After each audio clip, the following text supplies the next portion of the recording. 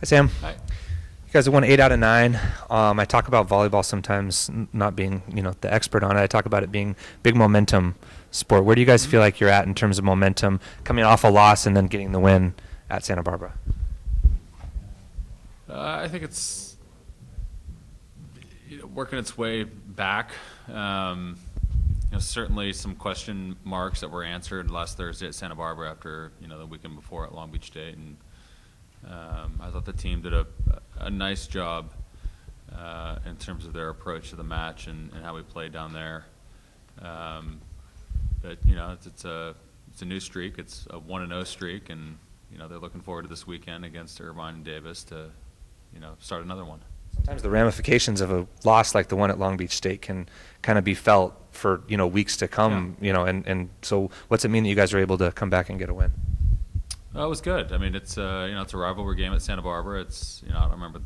I know it was posted, but it was the first time we've swept Santa Barbara in the season for quite a while. So, it's certainly a positive affirmation for them to be able to go on the road and win down there. And the team knows when we talk a lot just amongst ourselves. I mean, they know what we need to do to put ourselves in the best position when conference is over to have a shot at making the tournament. So, that to them I think is more of a comforting thing for them. I don't think they look at it as pressure, and they're certainly going to have some opportunities this weekend and with the rest of our conference schedule. And I mean, I think that the sting of that match is going to be for some maybe around for years. It's just one of those matches that I think you'll look back in 5 years and go, man, remember that one time we were down at Long Beach and didn't win. So, I think that's as much as you obviously don't like the loss itself,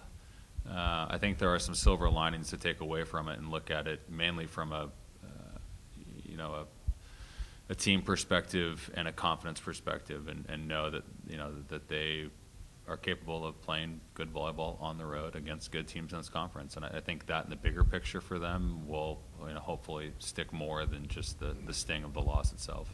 Globally, I mean, your team's still very young, and being able to get through a loss like that, I would imagine, is something that you'd rather them learn now than maybe in 2 years or something like that. And you're still looking at it. We still have a very young group, but overall, good to see them. I know the first couple of days of the practices after that were, you could still definitely tell that they were still feeling the effects of that match. But it's a resilient group. It's a group that's understands what they need to do and are doing a very good job of going out and both executing and playing hard and playing the style that we want to play. So, we just keep moving forward. Tell me about Irvine and Davis coming up this week. Haven't seen a whole lot of Davis. It's our first match against them this year in terms of conference, just the way the schedule worked out. Just from a standing perspective, they're 2 matches behind us in wins this year. Squires is still there. She's a senior this year. She's certainly a force that you need to be able to, be accountable of where she is on the court. She's going to get a lot of balls. She's a very good defender. Irvine, has made some adjustments in their lineup.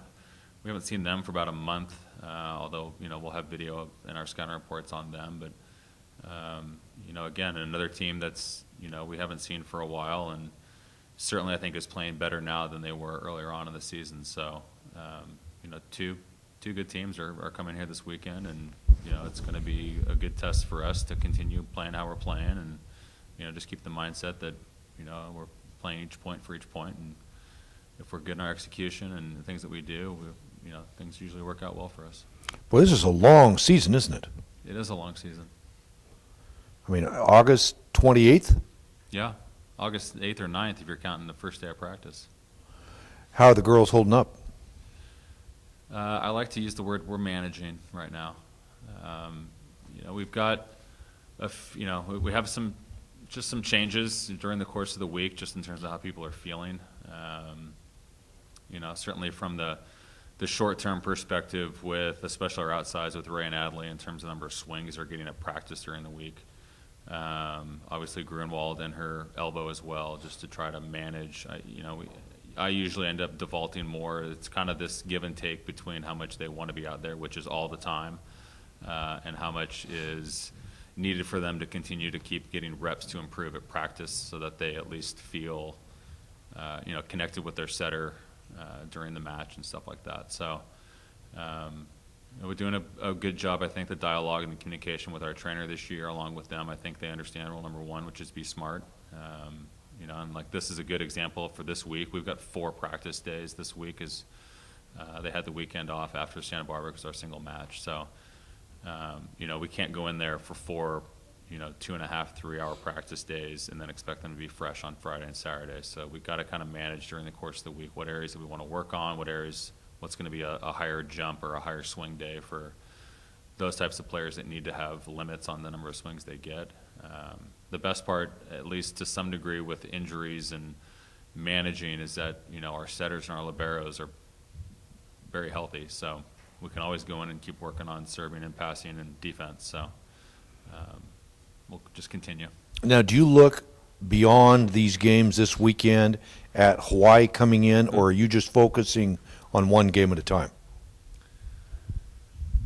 With kind of the way things are shaping up, I mean, at the moment, this weekend's going to probably set in motion, some possible outcomes in terms of the conference race, essentially. Hawaii's at Long Beach on Friday, I believe, this week. Certainly that's a big matchup for them. If Long Beach is able to pull off a victory, it's certainly going to make our match after this weekend. If we're successful and go 2-0, we'll make our match, that much more important, so to speak. Still, we have another road trip down to Irvine and Fullerton, to Riverside and Fullerton. So, certainly can't overlook either one of those two. Riverside beat Davis in 5 a week or 2 ago. So, I know everyone, and then you can ask our players as well. It's, they kind of want to look at, it's all about the Hawaii match. It's like, well, we've got 4 matches between now and then that, we need to take care of things on our side of the net, or else that match really doesn't really serve a purpose for us. So I think the team's been good this year in terms of just the here and the now. I mean, they look at it day to day and week to week, and again, it was good to see the bounce back after the Long Beach match to being down at Santa Barbara on a short week with only 3 days of practice to be able to get on there and pull off a victory. So to answer your question, probably more about Irvine and Davis this weekend, and Hawaii will be here soon enough. Yeah. I'm not sure if you thought about this, but you, Long Beach, and Hawaii all finished with 2 losses. I mean, if we do? Yeah. Yeah. Do you have any idea what the situation is? The tiebreaker? We've looked into it, yes. Don't quote me on this. I'm not too sure this is the official answer, but I believe that the tiebreaker procedure goes to sets won loss versus common opponents in your conference. So they would essentially take the 3 of us and look at what our set win-loss record is versus the other 6 teams in the conference. And the winner of that, whoever had the highest win percentage of those sets, would be crowned the automatic bid to the NCAA tournament. The automatic bid, right. Yeah. And that kind of brings me to my second question. You mentioned this last week without really going to the RPI again. Right. We just got done talking to soccer about how they're, they finished second in the North Division, but they have this tournament and they got potential. Like, is that frustrating as far as a coach who's coaching volleyball in the Big West, who's in a situation where there is this monster Hawaii where, you could compete in the tournament. It's just you're behind this powerhouse where it might come down to how many sets you've won over another opponent. Right. Is that frustrating? I think there are probably a fair amount of coaches in the country in what I'll call, for argument's sake, the mid-major conferences that I think look at it and would certainly be able to find some areas within the RPI itself that create problems as a way of ranking teams that essentially aren't playing one another. Like, how do you decide, or what formula can you come up with that essentially gives us a 1 through 320 to be able to say this is the number 1 team and this is the the lowest team? I think that it's challenging and difficult for teams not to say, where we end up finishing overall with our record this year. If we have 27 matches, we go 22-5, 21-6. I mean, that compared to where we were last year, compared to, the preseason conference poll had us pick 7th, and all of a sudden we're finishing possibly 2nd or tied for 2nd, even a 3-way tie for 1st. And then still, if we don't win the tiebreaker, or for some reason the RPI doesn't benefit us in terms of the way that it's structured, find ourselves not in the tournament, finishing 2nd in our conference this year. And I think that there are other formulas out there. There are other statistical analysis that you can do that are more representation or better represented in terms of where teams are compared to one another. So yes, I would say, to answer your question, yes, there would be some frustration there. I think ultimately what it is telling me, which we can certainly try to make changes for next year, is we need to schedule more difficult non-conference preseason games. Once you get to conference, everyone's locked in, because whatever you show up to conference with, it's not going to change a whole lot. We've got 6 matches to go in conference, and we play one team that has a RPI in the top 100.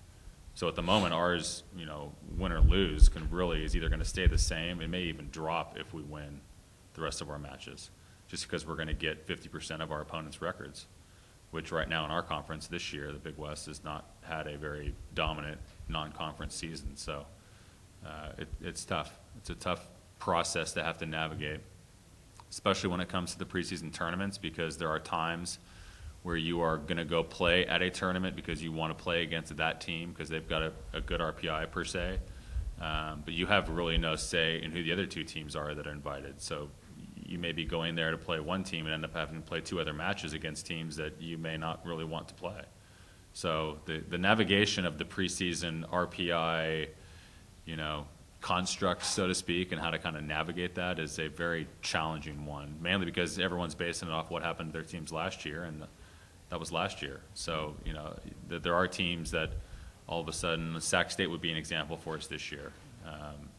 They're all of a sudden 24, 23-5. That's a good victory for us in terms of RPI. We played them the first weekend of the season this year, and they go on to have a really good season. That is a benefit to us. There's also the case of that when you play other teams that you think are going to be good and end up not being as good that year that you thought they were, and all of a sudden, in which case they're probably hurting you in the RPI. So I think there's a lot of coaches out there right now, especially, like I said, in those mid-major programs, the Big West, the WCC, Mountain West, Big Sky, at least on the West Coast, that are trying to figure out if there's a way that we can potentially have a different impact to be able to have a ranking system that would be more equitable in terms of, where teams fall that are having good season and should be rewarded to be able to go to the tournament.